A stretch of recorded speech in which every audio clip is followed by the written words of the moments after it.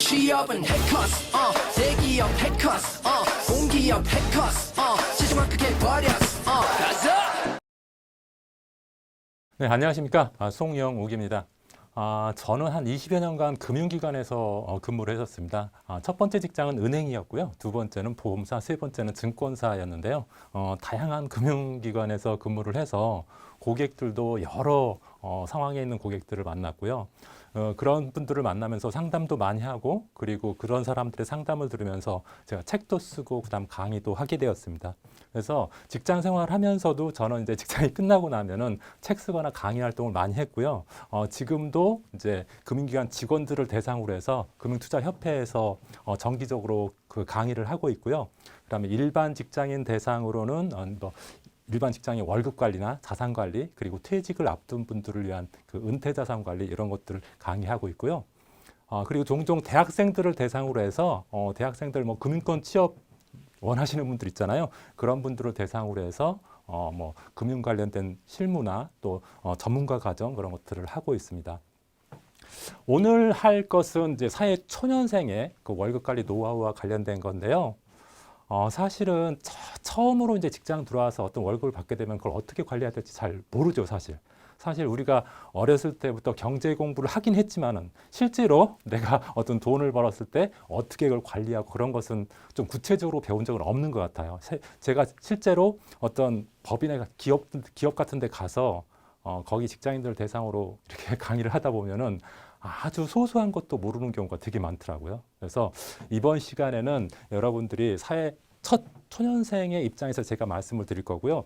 강의의 방향은 첫 번째는 일단 쉽게 할 겁니다. 쉽게.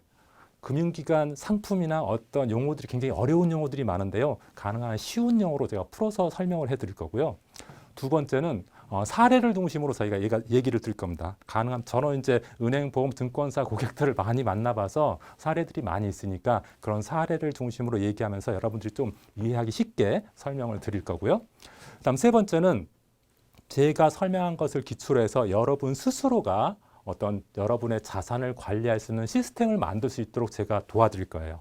대부분의 사람들은 예를 들어서 은행 어떤 PB가 아니면 자기 지인들이 이렇게 하라면 이렇게 하고 저렇게 하면 저렇게 하라고 좀 흔들리시는 분들 되게 많이 있잖아요. 왜냐하면 잘 모르니까.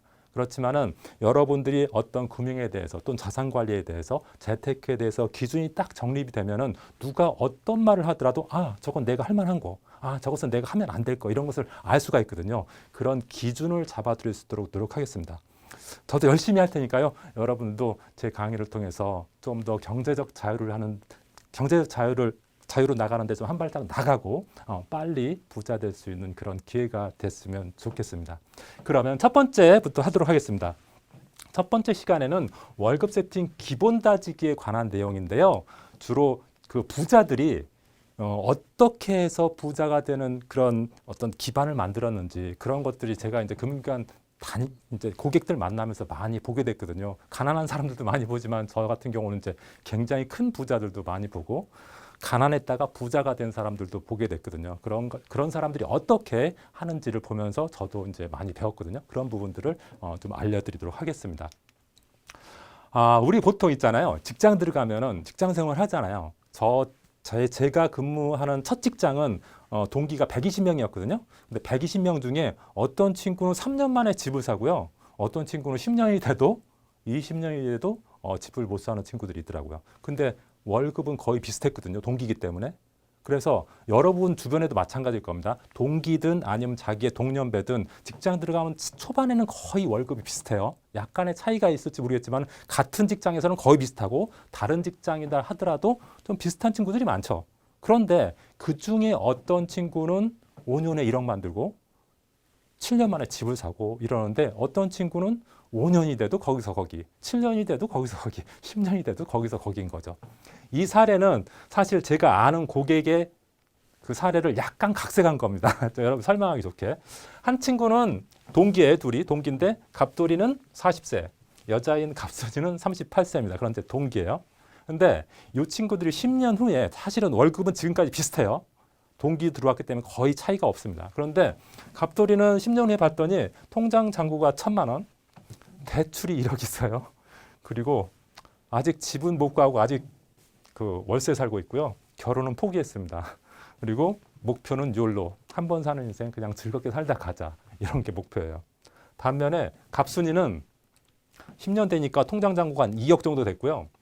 그리고 대출도 한 2억 졌습니다. 대출이 사실 내 집 마련할 때 좀 구한 그런 아파트 담보 대출입니다. 그러니까 그 소비용 대출은 아니라는 점이고요. 결혼한 지 5년 돼서 딸이 하나 있고요. 목표는 경제적 자유입니다.